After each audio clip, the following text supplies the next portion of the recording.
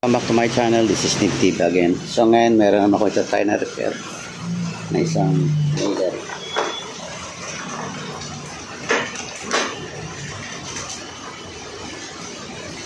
So guys, tawag ito is nailer or nail gun na di kuryente.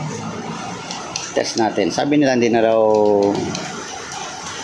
gumagana yung kanyang pinaka hammer sa papako, pero yung power meron. Papakita ko. Sasaksak natin guys.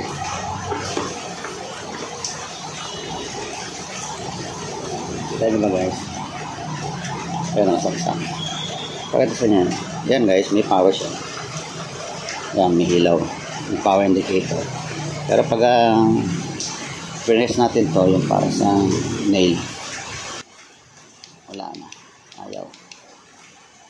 So, papalo siya. Parang pumupukpok. Okay.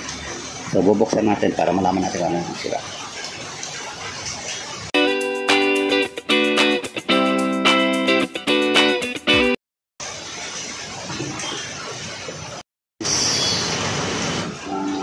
Ito natin. Ito na tornilyo.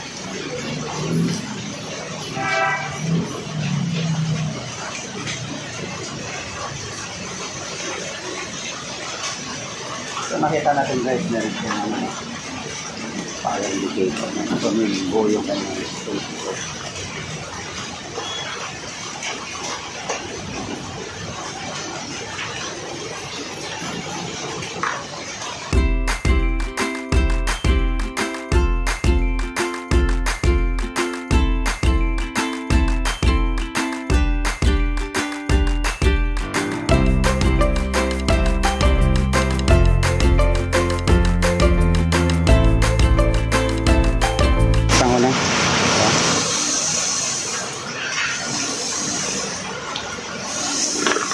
Ito yung kanyang laman. So, meron siya palang circuit board dito. So, test natin itong circuit board. Kasi dito nakarating itong kuryente. Pero dito, kasi natin yung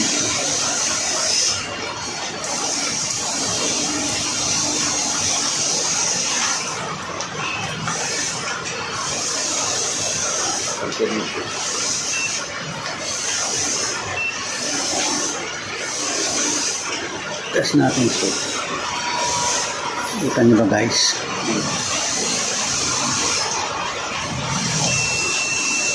So, meron na. Buo ito. Nandito na guys sa circuit board ang difference. Hanapin natin ang indicator. Ito ang ito. Bali niya 47 microfarad. Ang lumalabas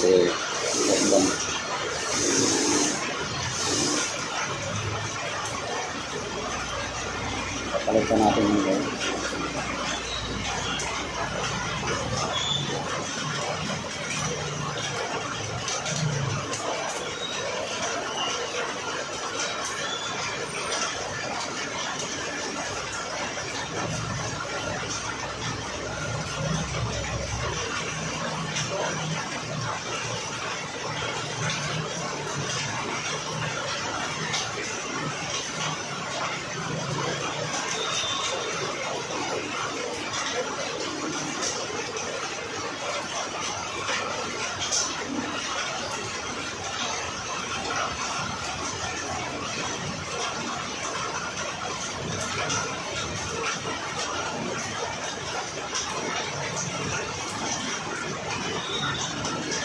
Yan guys, nakalagay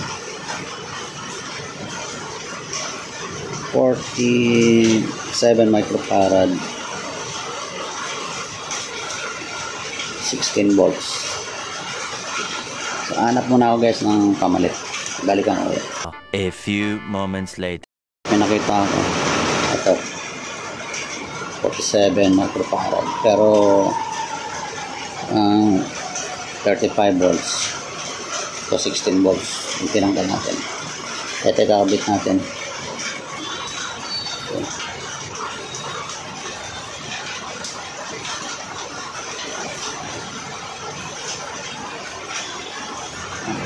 Putol na pala guys yung paa kung titingin mo.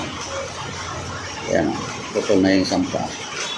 Kaya siguro magkaroon ng disconnection.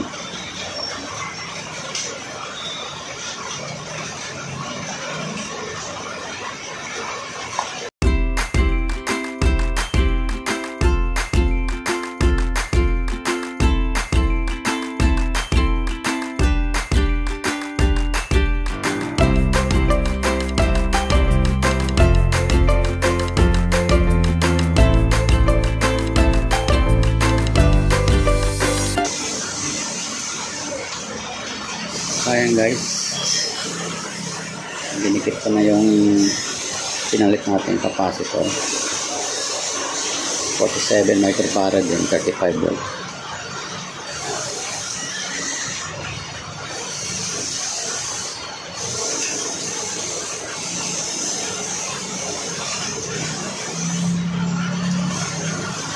Test natin guys, tester kung may pagbabago ba.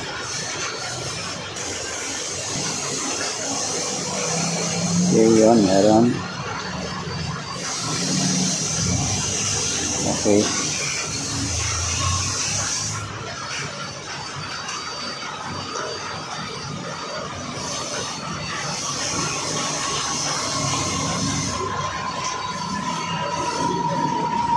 Close natin, tapos testingin natin guys kung okay na siya.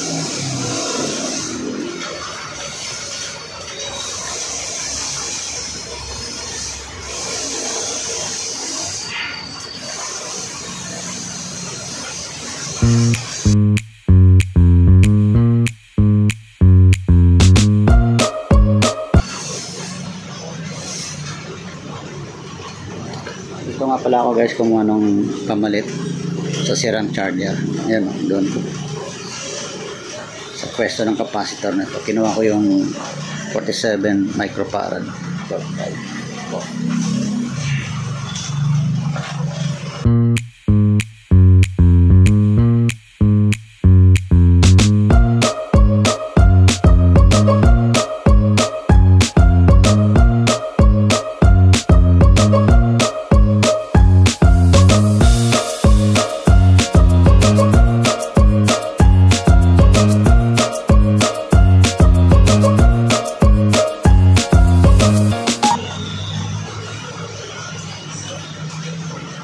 Okay, test natin ulit guys.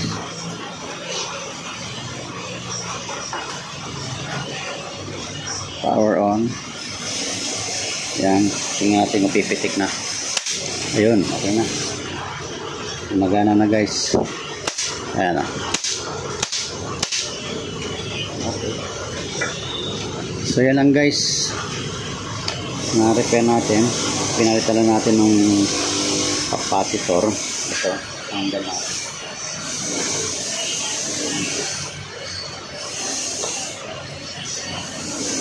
Pinalitan natin ng galing dito sa sirang charger. So ito na, lumana na siya. Okay, so sana gusto niyo to guys, yung ginawa kong DIY repair. Don't forget to subscribe to my channel, Nib TV. Please like and share and press the notification bell para ma-update kayo sa mga next video. Salamat.